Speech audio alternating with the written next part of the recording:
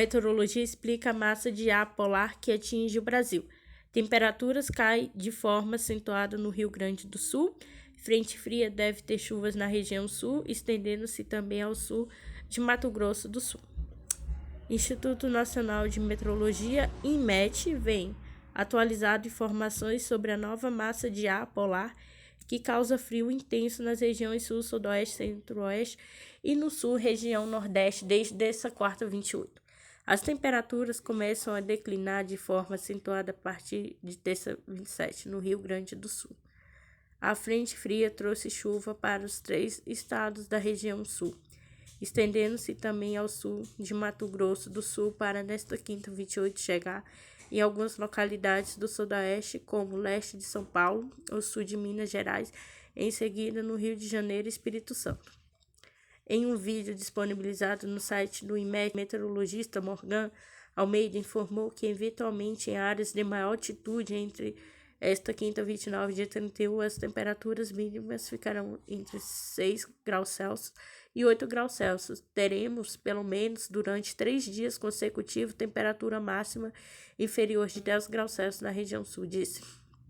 A combinação da umidade com ar frio poderá favorecer a ocorrência de chuva congelada e ou queda de neve nas áreas de maior altitude, acrescenta a meteorologista ao informar que persistia a previsão de que, até sábado 31, ar frio predominará por toda a região sudeste, centro-oeste e sudoeste da Amazônia Legal, ocasionando mais um episódio de friagem. Entre essa sexta, 30 e 1º de agosto, a previsão é de que o ar frio vence sobre o sul da Bahia e partes do interior da região nordeste, com declínios de temperatura de entre 6 graus Celsius e 4 graus Celsius, especialmente nas áreas de maior altitude.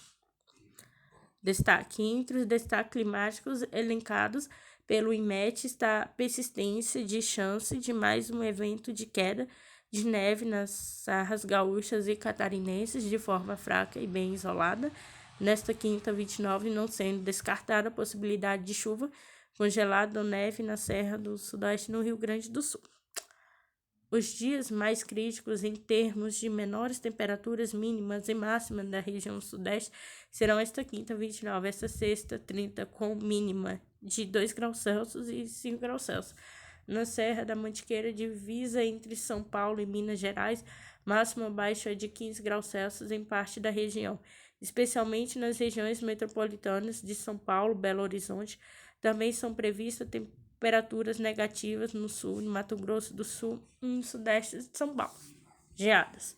Com a relação de geadas, a meteorologia informou que a previsão de geadas amplas que podem chegar com forte intensidade de algumas áreas em todo o interior no Rio Grande do Sul, de Santa Catarina, além do sul-sudeste do Paraná e com menores chances de forma mais pontual de menor intensidade entre os noroeste do Paraná e o extremo sul do Mato Grosso do Sul. Há também previsões de geada ampla nesta quinta 29 em praticamente toda a região sul e sul de Mato Grosso do Sul. Sudeste de São Paulo não está descartada a possibilidade de chuva congeladas nas áreas de maior altitude da Serra da Mantiqueira, localizada na divisa entre São Paulo, Minas Gerais e Rio de Janeiro.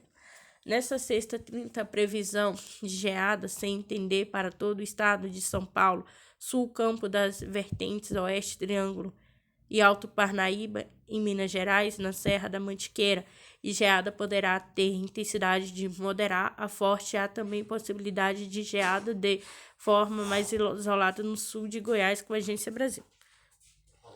Hamilton faz postagem de defesa da comunidade LGBTQIA de Hungria.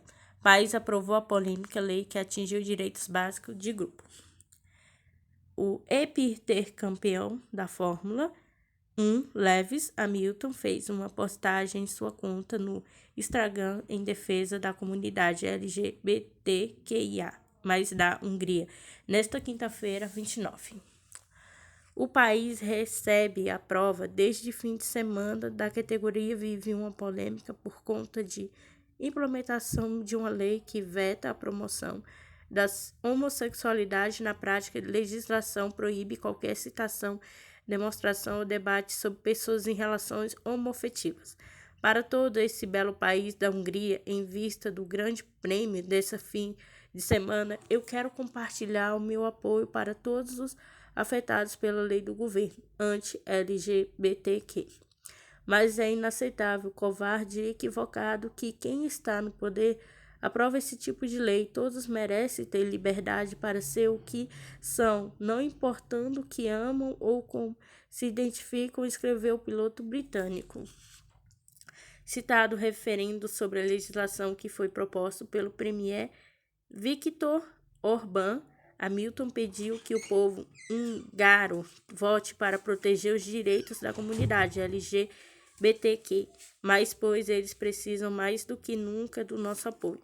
Por favor, demonstre um amor por aqueles que estão ao redor de você, porque o amor sempre vencerá enviando energia positiva, finalizou. A lei da Hungria foi aprovada pelo parlamento em 15 de junho em um projeto do partido de Orbán e gerou protestos políticos, sociais e esportivos.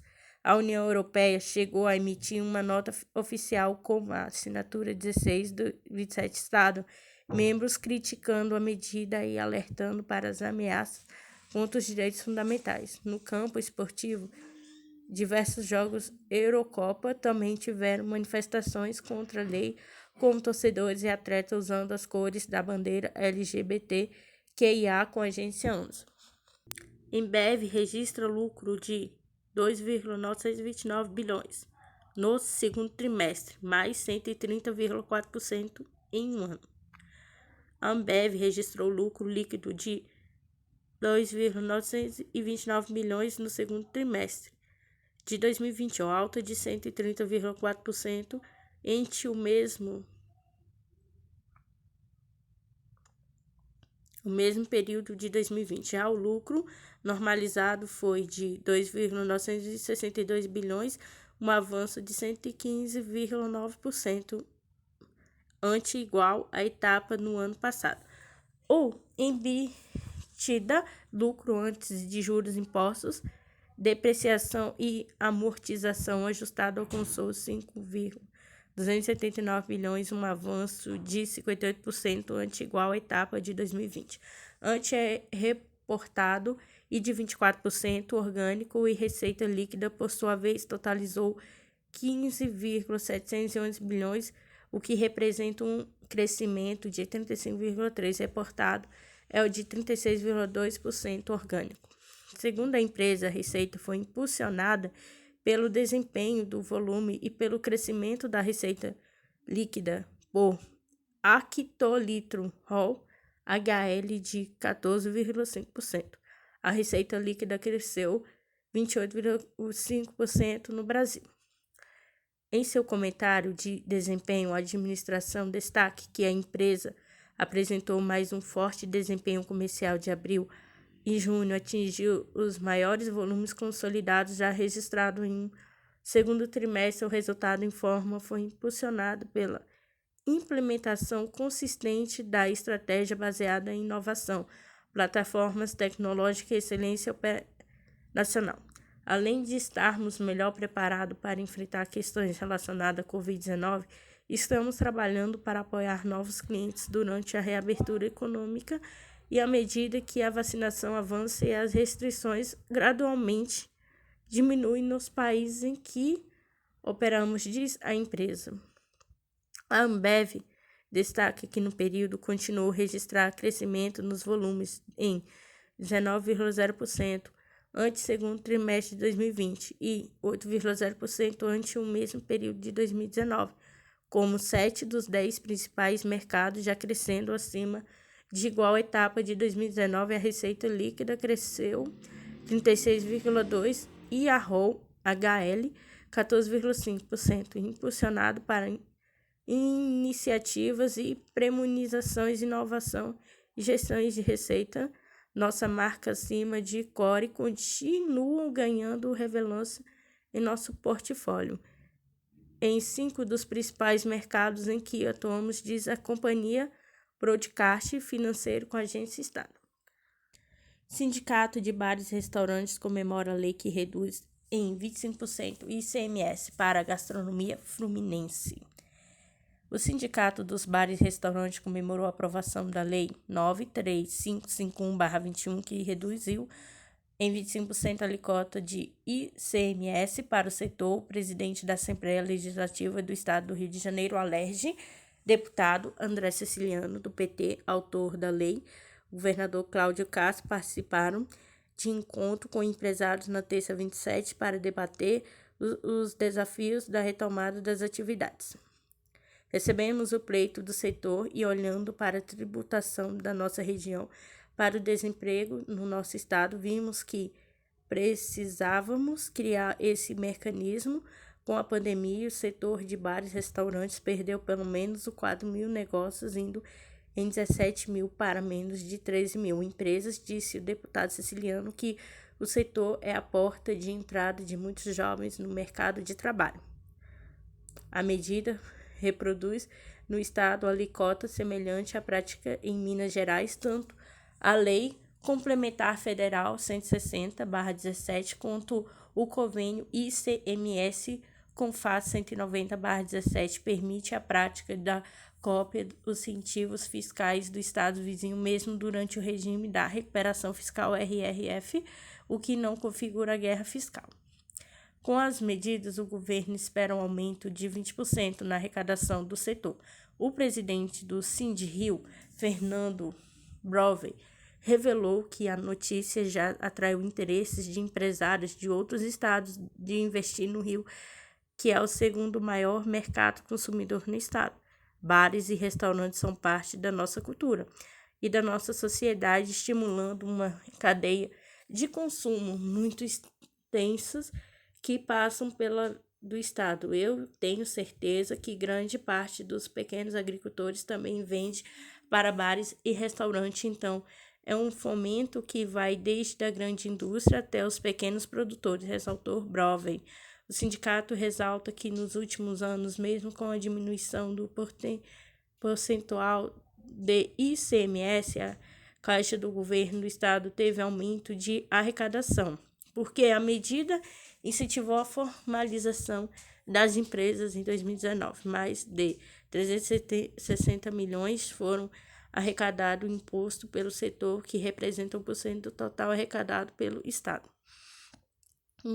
Os esforços da Assembleia Legislativa poderá retomar a economia foram reconhecidos pelo governador do Estado, Cláudio Castro, além de destacar outras leis de incentivos econômicos com redução de ICMS cobrado na conta de luz dos pequenos produtores rurais. Castro elogiou a atuação da CPI da Alerj, que investiga a queda de repasses dos royalties do petróleo, um acordo assinado entre a Secretaria de Estado da Fazenda, Cefaz, e a Agência Nacional de Petróleo, a ANP, que pode retornar 10 bilhões aos cofres públicos por meio de fiscalização de deduções. Se o Rio de Janeiro tem se recuperado, isso deve um trabalho de parceria, de união. Por isso, devo reconhecer toda a importância do André Ceciliano para o período que nós vivemos atualmente. Muito obrigado, muito amigo, agradeceu o chefe do Executivo. Também compareceram ao evento o vereador Pedro Duarte, o deputado federal Otávio Leite, PSDB, e o secretário de Estado de Desenvolvimento Econômico, Vinícius Fará, dentre outros. Supremo lança a campanha das redes sociais para desmentir Bolsonaro e seguidores. Um novo vídeo das redes sociais do STF alertou novamente para notícias falsas de que a Corte teria proibido o governo federal de atuar no enfrentamento da Covid-19. O Supremo Tribunal Federal, STF, lançou um novo vídeo da série Verde do STF, que busca conscientizar a sociedade sobre a importância da checagem de fatos a fim de evitar a propagação de fake news. A peça divulgada nas redes sociais da Corte reforça o esclarecimento sobre a decisão na ação direta de inconstitucionalidade, ADI 341, que reconheceu a competência e concorrente do Estado DF, municípios e União no combate à pandemia de Covid-19. Notícias falsas deturpam a decisão alegando que o Supremo proibiu o governo federal de agir no enfrentamento da pandemia. No entanto, a Secretaria de Comunicação Social do CTF já havia publicado esclarecimentos sobre o caso no início do ano, destacando o entendimento do colegiado. Estas outras checagens estão publicadas na seção do portal Verdas do CTF para alertar sobre a importância da verificação da informação suspeita. Incêndio atinge galpão de Cinemateca Brasileira em São Paulo. O local tem um acervo de pelo menos 2.000 cópias de filme. Um incêndio atingiu nesta quinta-feira 29 um galpão da Cinemateca Brasileira na Vila Leopoldina, zona oeste de São Paulo. Até o momento, não há registro de vítimas. Segundo o Corpo de Bombeiros, pelo menos 11 viaturas foram enviadas pela rua Otão 290 após o chamado se registro por volta das 18, horário de Brasília. No endereço há um conjunto de galpão que aguarde para do acervo na Cinemateca Brasileira. O prédio em questão não é sede principal na Cinemateca, que está localizado na Vila Clementino, na zona sul da capital paulista, no galpão. Porém, teria um acervo pelo menos 2.000 documentos e filme de longa curta-metragem armazenado. De acordo com informações preliminares, o incêndio teria começado com um curto-circuito do ar-condicionado. Principal instituição de preservação do audiovisual do Brasil está no meio de um imbróglio envolvendo o governo federal que já se arrasta há anos. No ano passado, inclusive, o Ministério Público Federal em São Paulo apresentou uma ação na Justiça contra a União por abandono no Cinemateca com a agência ANSO. Terra atinge dia de sobrecarga quase um mês antes do previsto. Humanidade consumiu recursos que o planeta é capaz de renovar. Com que um mês antes do previsto, a Terra chegou ao seu dia de sobrecarregar nesta quinta 29, ou seja, a humanidade consumiu todos os recursos que o planeta é capaz de renovar em um ano, e tudo a partir de agora já está acima do que a Terra consegue entregar sem danos. A Fioffice Day voltou a acelerar, já que o ano passado, por conta da pandemia de Covid-19, a data foi registrada em 22 de agosto. Para comparação, em 1970, a humanidade atingiu o dia de sobrecarga apenas em 29 de dezembro de 2000. No início de outubro, desde então, o consumo dos recursos naturais foram acelerados.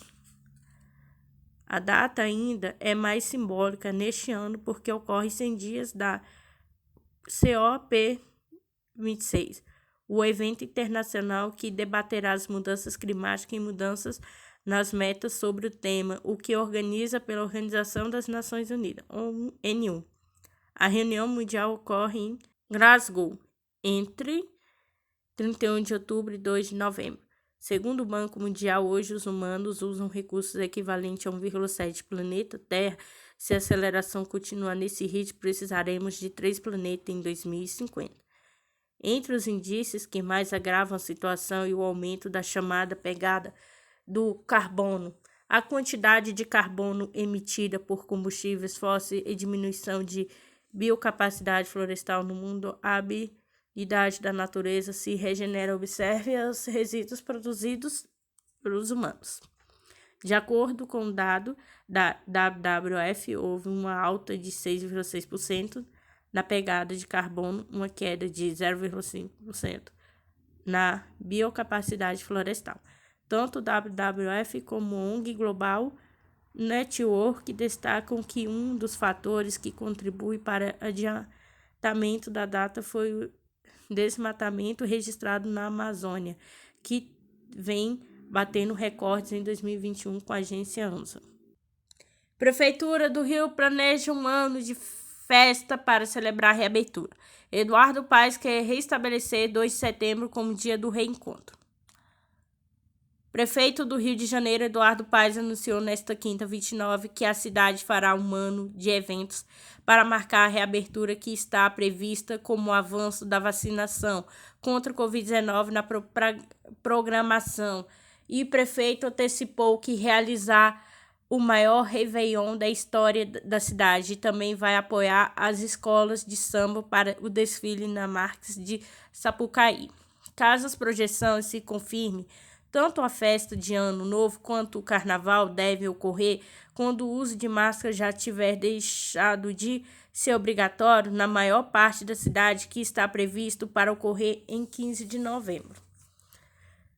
Nada mais antagonista, nada mais adversário, mais diferente do Rio do que o coronavírus. Essa é uma cidade de encontro, do abraço, da celebração, disse Paes. Nosso desejo é que o Rio seja a cidade do mundo inteiro que é melhor celebre esse momento de reencontro da humanidade, da civilização com ela mesma.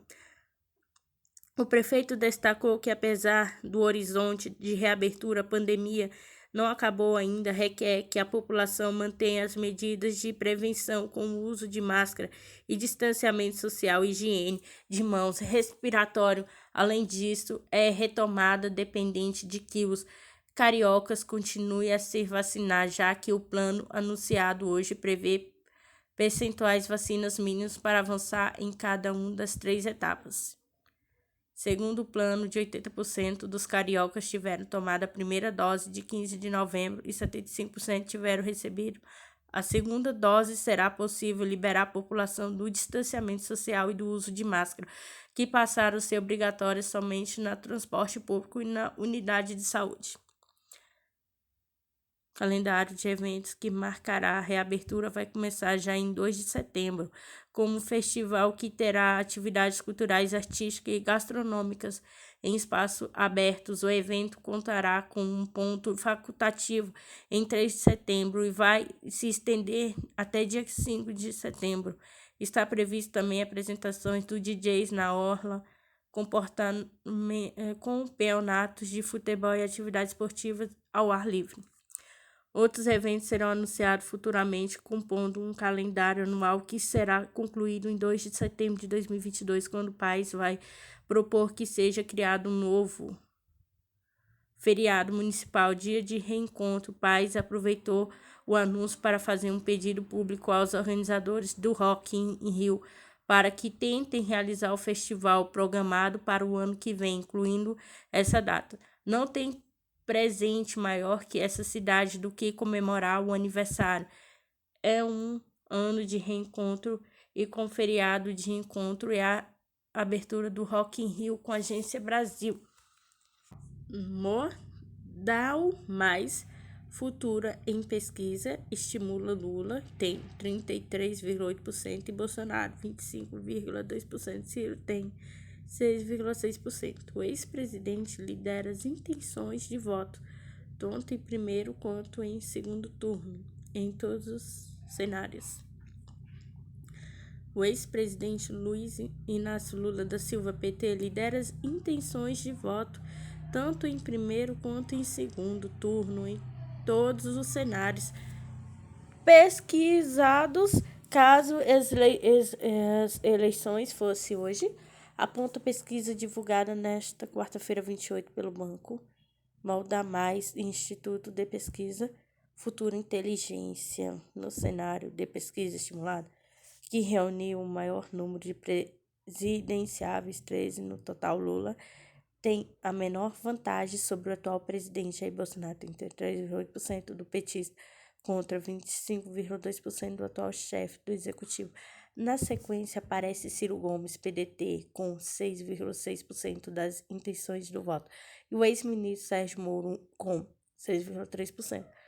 Tecnicamente empatado em último lugar estão o ex-ministro Luiz Mandetta, do DEM, com 3,4%, e o ex-prefeito Fernando Haddad, PT, com 3,0%, o ativista Guilherme Boulos, PSOL, com 3,0%, João Doria, PSDB, com 2,3%, Eduardo Leite, PSDB, com 1,4%, Simone, TBT, MDB, com 0,8%, Flávio Dino, PSDB, com 0,8%. Tasso Gereissati, PSDB, com 0,6%. E Rodrigo Pacheco, do DEM, com 0,6%.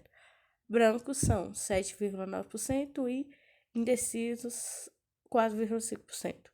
A pesquisa também mensurou outros cenários com menos candidatos, 4 ao todo, o que levaria à concentração de votos. Nesta vantagem de Lula cresce de 8,6% ponto percentuais para 2,1 pp e 2,7 pp. Já na pesquisa espontânea, Lula tem 30,1% das intenções de voto e Bolsonaro 24,0%. Neste cenário, indecisos são 25,4% e brancos 9,8%.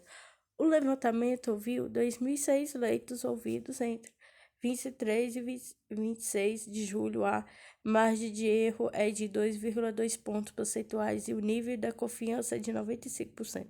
Segundo turno.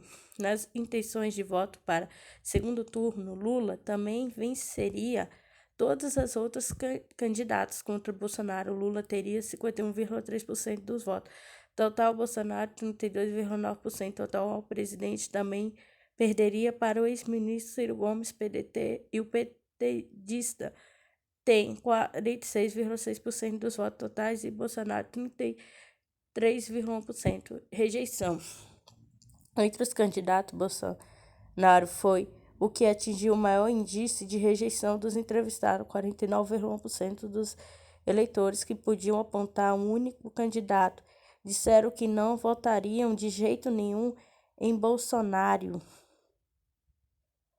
26,3% apontaram o ex-presidente Lula. Pesquisa também inferiu que 65,9% dos eleitores disseram que Bolsonaro não merece ser reeleito e 30,3% que merece. Para Lula, 48,6% dos entrevistados disseram que o ex-presidente não merece ser eleito novamente e 47,6% que sim. Pedro Caramuru, com a Agência Estado.